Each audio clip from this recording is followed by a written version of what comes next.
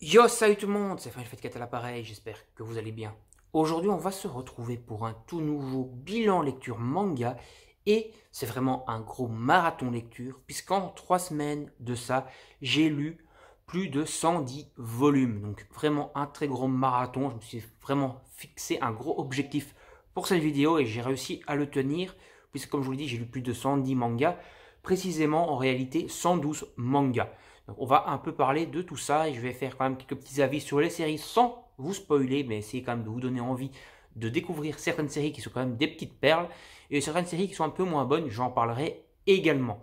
Bon, comme d'habitude, n'hésitez pas à liker et partager la vidéo sur vos réseaux sociaux pour m'aider dans mon aventure YouTube, à vous abonner à la chaîne et à activer la petite cloche pour ne rien rater. Vous retrouverez dans la description, comme d'habitude, le lien Lollipop Corner, mon partenaire, où vous pouvez rentrer le code Final Fight 4 tout en majuscule pour avoir une réduction de 10%. Et n'hésitez pas à laisser des commentaires. Trêve de blabla, on attaque directement. Et on va commencer par un gros manga en termes de taille, qui est donc Seiyokuden, la légende du roi singe. Alors, Seiyokuden, la légende du roi singe, ça a beau être un gros pavé, ça se lit quand même très vite parce qu'il n'y a quasiment aucun dialogue dedans. C'est souvent des grosses pages comme ça.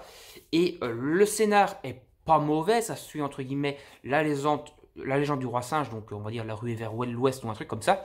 Mais c'est un peu barré, c'est un peu what the fuck, et le scénario n'a parfois un peu ni queue ni tête, c'est-à-dire qu'on va passer du coq à l'âne, genre à la fin d'un chapitre, ils seront occupés à faire un truc, et puis au chapitre d'après, ils seront carrément ailleurs, des personnages auront disparu, puis ils vont réapparaître, ça sera vraiment un peu décousu, en tout cas c'est vraiment pas cousu l'histoire, c'est vraiment très fouillis, et donc voilà, si vous vous avez une histoire quand même très épique et tout, passez votre chemin, parce que c'est vraiment un peu raconté comme ça, là, va un peu te faire foutre, c'est-à-dire qu'il n'y a pas vraiment de fil conducteur entre les chapitres et que c'est un petit peu étrange à certains abords. Pour ce qui est par contre du dessin, je vais pas éviter de prendre des trucs pour pas me faire ouvrir en 8 par YouTube. Bon, vous avez du dessin quand même parfois assez gore et assez trash sur certains points. Vous avez quand même parfois des gros nichons aussi, bien what the fuck, il y en a quasiment partout là, j'ai du mal pas me faire spoiler, pas me faire ouvrir par YouTube. Mais le dessin en fait fait vraiment très penser à du comics tout simplement. Donc voilà, en tout cas pour ma part. Bon, trêve de blabla parce que sinon je vais passer 2 heures si je parle beaucoup par manga, on va durer 2 heures. Donc Hunt, le jeu du loup-garou, un très bon manga d'enquête, survival game, horreur, basé sur le principe du jeu de loup-garou. Donc c'est-à-dire qu'il y a les citoyens et enfin les citoyens, les paysans on va dire, et les loups-garous. Et les loups-garous vont devoir donc essayer de tuer les autres joueurs sans se faire démasquer. Et c'est plutôt bien foutu, on ne sait pas vraiment qui sont les loups-garous, on peut se faire plusieurs théories dans sa tête, mais au final c'est souvent pas du tout ça, parce que le manga arrive quand même à nous surprendre sur beaucoup de points, il y a vraiment beaucoup de suspense dedans, c'est vraiment un manga que je vous conseille. C'était Blood Fear Manga qui m'avait donné envie de lire ce manga, et franchement je peux encore que vous le conseiller également, parce que c'est franchement une très bonne histoire, et on s'attend vraiment pas au dénouement jusqu'à la fin, c'est franchement très bien écrit, à très bon background, à l'instar, donc plutôt à l'inverse de Seiyokuden, c'est franchement cousu de fin de maître du début à la fin. Petit bémol qu'on peut quand même trouver sur le manga, c'est que chaque tome fait à peu près 150 pages, donc c'est quand même très court, c'est-à-dire une histoire en moins de 500 pages, on a à peu près 450 pages pour conclure l'histoire. Mais c'est quand même le prix fort d'un manga classique. C'est-à-dire qu'il y a certains mangas qui sont vendus au prix de 8 € et des, où il y a 250 pages dedans. Ici, vous en avez que 150 pour le prix de 8 € et des. Donc c'est peut-être un petit peu cher pour le nombre de pages, mais l'histoire en tout cas vaut largement le coup. C'est une très très bonne histoire. Alors maintenant, on va lire un tome que j'ai lu unique, c'est parce qu'il venait de sortir et que j'ai du mal à patienter parce que j'adore cette série. C'est Mushoku Tensei. On continue toujours dans l'académie de magie. L'aventure de Rudeuse continue dans cette aventure, dans cette école de magie. On avance un petit peu dedans. L'histoire n'avance pas énormément, malheureusement. On est toujours dans l'école de magie. On a quelques petites infos comme ça croustillantes par-ci par-là, mais sans plus. Et j'espère vraiment que ça va se développer beaucoup plus. Parce qu'il faut savoir que ici, par rapport aux romans, donc les romans, il y en a à peu près 24. Ça conclut l'histoire en 24 à peu près.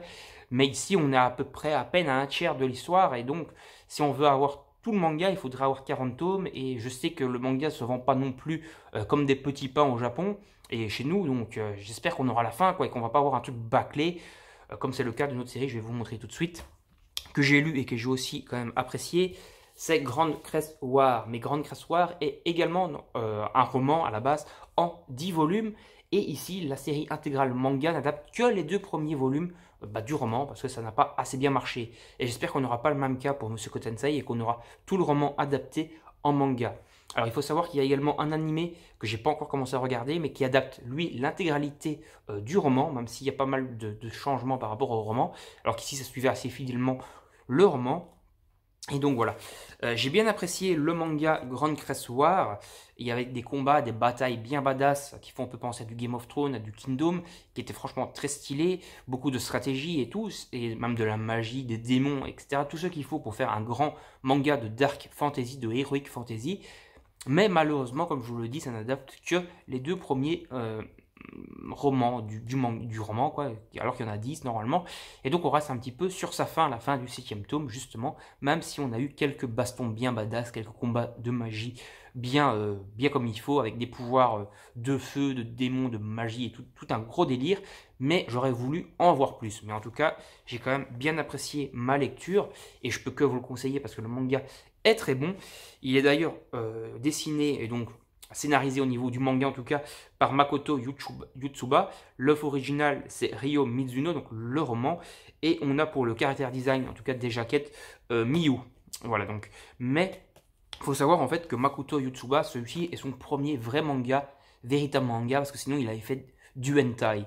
Bon, ça se retrouve sur certains plans, il y a certaines scènes de sexe dans le manga. Bon, c'est très très peu, hein. Il doit y avoir 2-3 pages de sexe par tome, donc voilà, c'est quand même très léger hein, comparé à certains mangas, mais on voit qu'il a été connu dans l'hentai le gars, parce que voilà, il y va le mec. Donc voilà, donc, ça c'est fait. Après bon, je vais vous montrer ça, j'en ai déjà parlé, donc je vais aller vite fait dessus. J'en ai déjà parlé dans ma vidéo sur Kana, c'est Dead Choice. D'ailleurs, j'ai énormément lu de Kana dans cette vidéo aussi. Donc Dead Choice c'est un manga de survival game, je vous invite à aller regarder ma vidéo 5 séries courtes de Kana que je vous conseille, parce que j'en ai parlé plus longuement dedans, et c'est un très bon manga, tout simplement. Pareil pour Contamination, qui est un très bon manga sur un virus.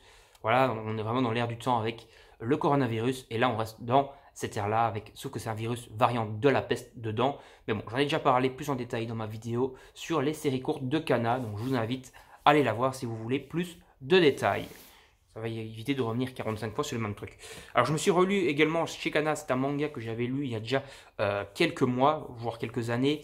C'est Memesis. C'est un manga shonen, mais très axé sur l'humour. L'humour est vraiment très présent dedans et les combats sont quand même assez badass. Je vais quand même vous montrer quelques petites pages, histoire de vous donner peut-être envie, parce que voilà, ça mérite quand même que vous voyez quelques pages. Le dessin est franchement stylé, les combats sont très stylés. Bon, vous attendez pas à un scénario de ouf gueudin, c'est franchement, tout est prétexte à de l'humour et à de la baston épique, voilà, tout ça.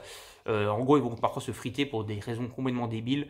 Voilà, tout est prétexte à du combat shonénique, j'invente des mots, vraiment badass, et à de l'humour. Il n'y a pas vraiment de scénario vraiment très bien ficelé du coup dedans. En parlant d'un manga one-shot bien ficelé au niveau du scénario, c'est In One's Last Moment. C'est un manga très intéressant que j'ai bien apprécié. En réalité, le personnage principal, lorsqu'il touche quelqu'un, il arrive à voir de quelle façon cette personne va mourir.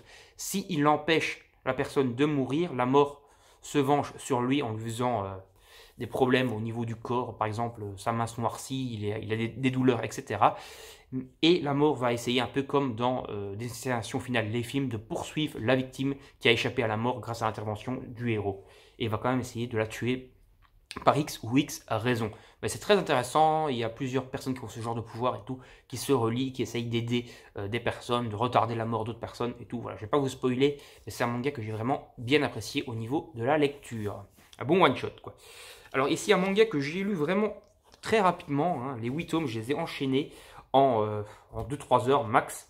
Les 8 tomes, c'est Les Liens du Sang. C'est donc du Oshimi, et il faut savoir que Oshimi, tout simplement, ça se lit super vite.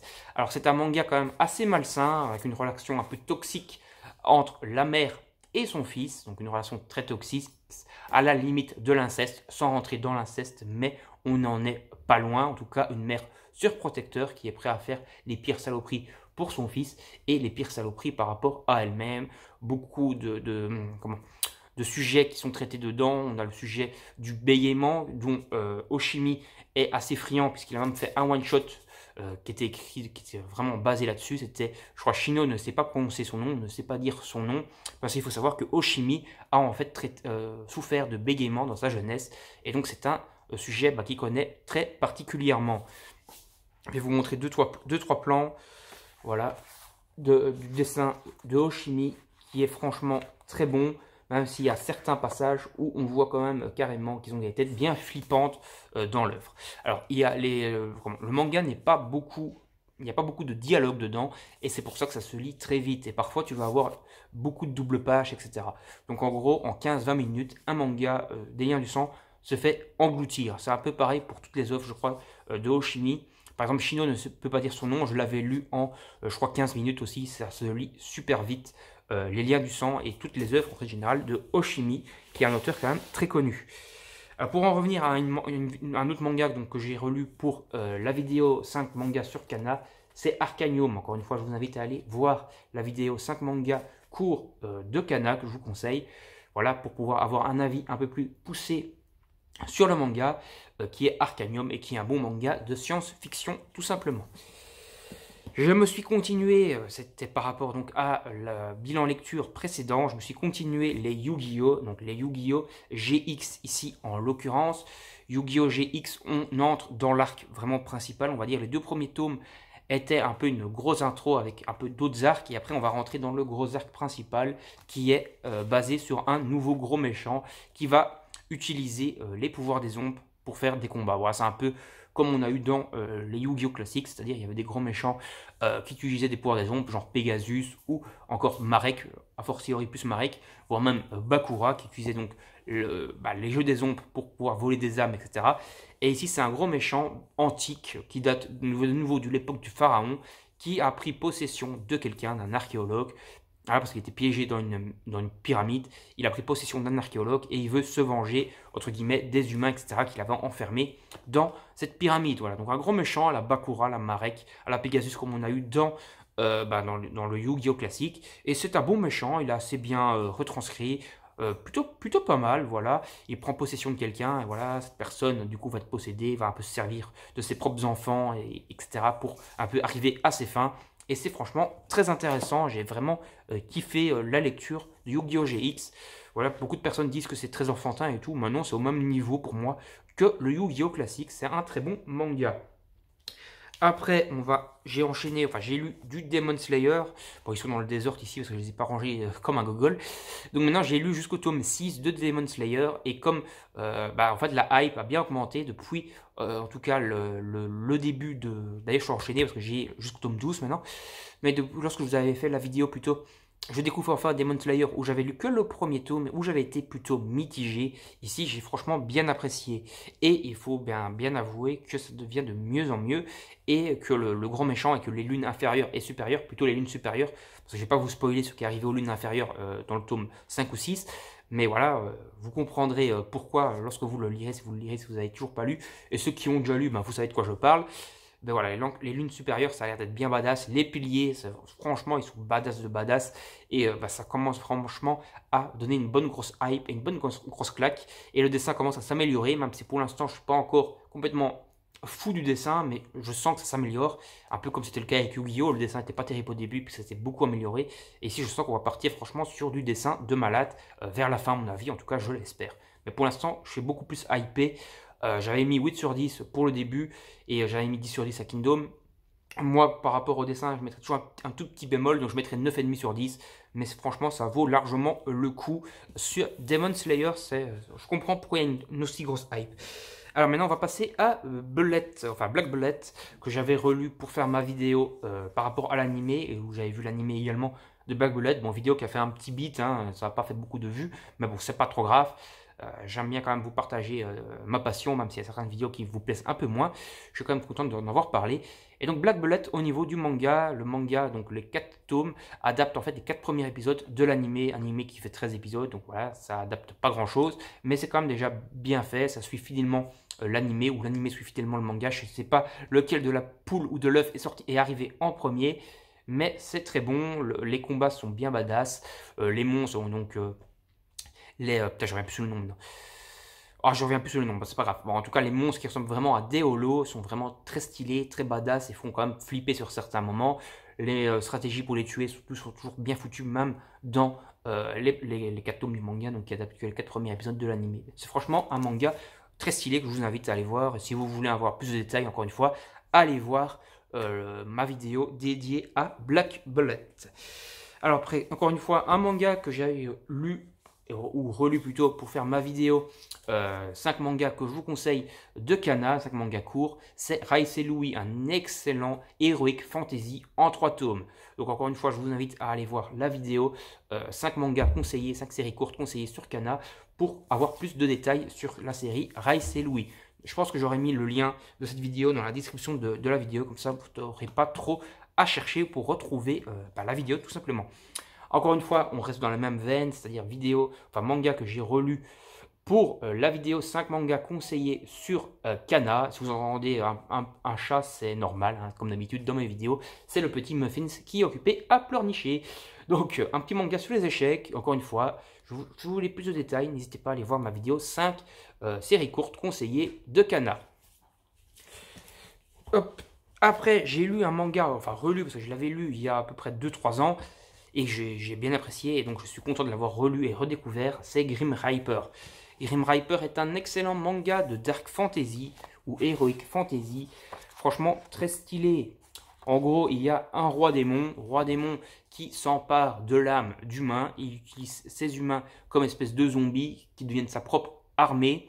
Le personnage principal, dès le début du manga, donc c'est pas vraiment du spoil, se fait posséder son âme par le roi démon, mais il va réussir, entre guillemets, à donc revenir à la vie sous forme de zombie, entre guillemets, mais il va réussir à ne pas être possédé par le roi démon, il va garder ses propres capacités, il va rencontrer d'autres personnages, d'autres personnes qui ont été possédées par le roi démon, mais qui ont réussi à garder leurs propres capacités, et ils vont donc utiliser leur pouvoir pour essayer d'aller renverser ce roi démon.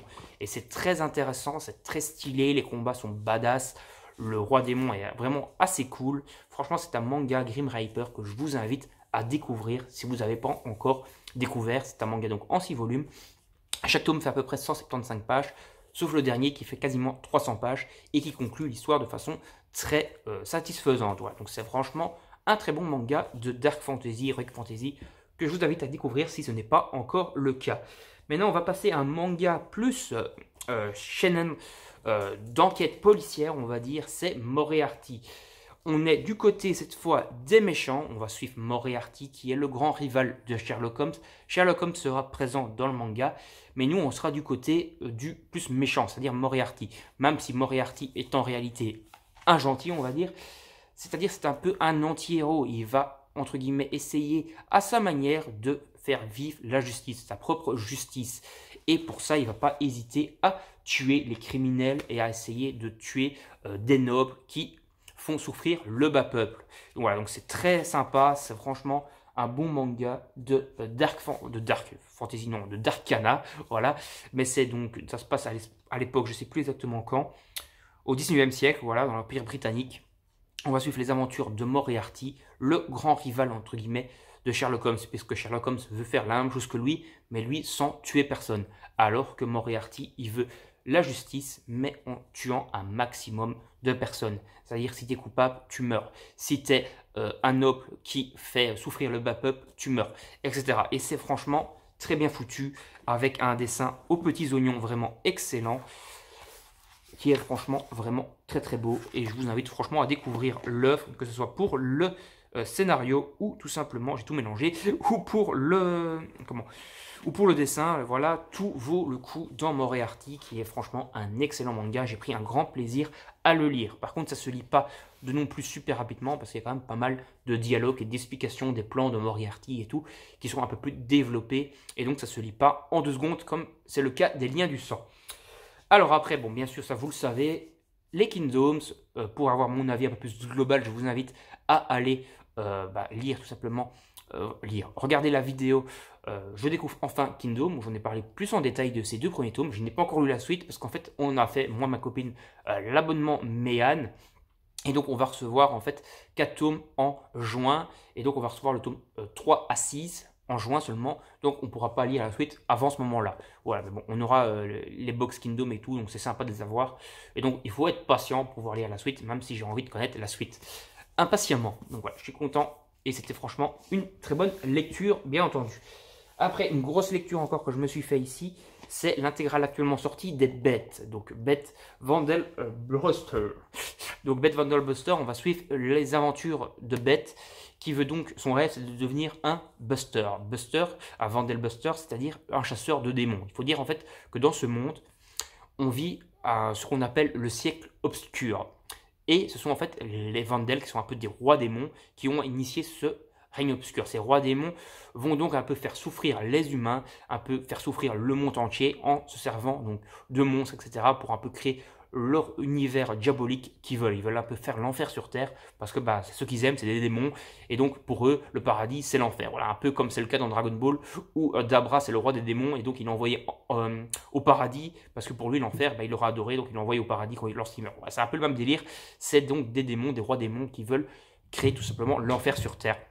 Et donc les Vandelbusters sont là pour chasser, éradiquer ces rois démons. Il y a un côté très RPG dedans, où il va y avoir des montées de niveau, où ils vont avoir des équipements qui auront certaines caractéristiques, et où tout simplement le but du héros sera de purger totalement le monde des démons pour qu'on ait un monde nouveau de paix, le monde de la lumière on va dire, et pas le monde obscur comme c'est le cas maintenant, les temps obscurs, le siècle obscur. Voilà, le but du héros est de mettre fin au siècle obscur en tuant tous les meilleurs Vandals, tous les plus puissants, et surtout le roi de la tragédie qui est franchement le sommet du panier des démons.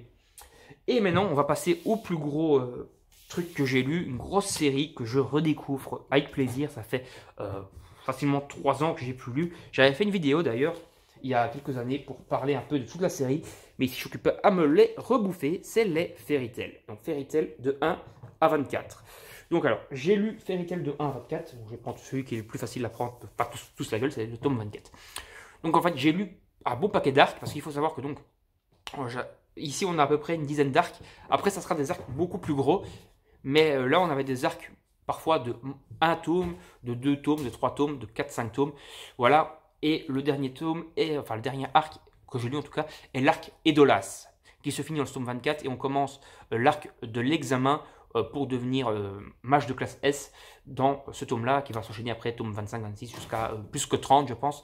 Mais bon, là, j'ai commencé à peine à lire l'arc de l'examen, du début de l'examen, et j'ai fini l'arc d'Edolas. Donc au début, on commence donc des petits arcs pour un peu introduire la guilde de Fairy Tail, introduire les personnages de Fairy Tail. Puis on va enchaîner sur des arcs un peu plus sérieux, où on va rencontrer des nouveaux chasseurs de dragons, parce que Natsu est un chasseur de dragons. Et on va enchaîner jusqu'à des arcs sur les différents protagonistes. On ne la voit pas dessus, Erza. Mais bon, il y a un arc après sur Erza, un peu le passé de Erza, etc., qui va se développer avec Gelal, etc. Puis on va commencer les grosses bailles avec le début de l'Alliance Baram, donc l'alliance des grosses guildes noires, des grosses guildes méchantes, maléfiques, tout simplement, avec l'Oration Saints. Puis on va enchaîner avec un gros arc qui est l'arc Edolas, qui est un peu un univers parallèle, tout simplement, où j'ai un trou de mémoire sur d'où ils viennent. C'est pas, Edolas c'est l'univers parallèle, et eux ils viennent, je sais plus, Théandras ou un truc comme ça, je sais plus le nom exactement, j'ai un trou de mémoire, mais bon, on va enchaîner donc sur cet arc qui sera un univers parallèle où la magie ne sera pas vraiment présente dans le corps des humains, mais qui feront utiliser des objets qui donnent de la magie. Alors que dans l'univers de nos héros, l'univers de Natsu, etc., la magie est présente en tout à chacun, et surtout dans les magiciens, et ils peuvent s'en servir sans utiliser d'objets.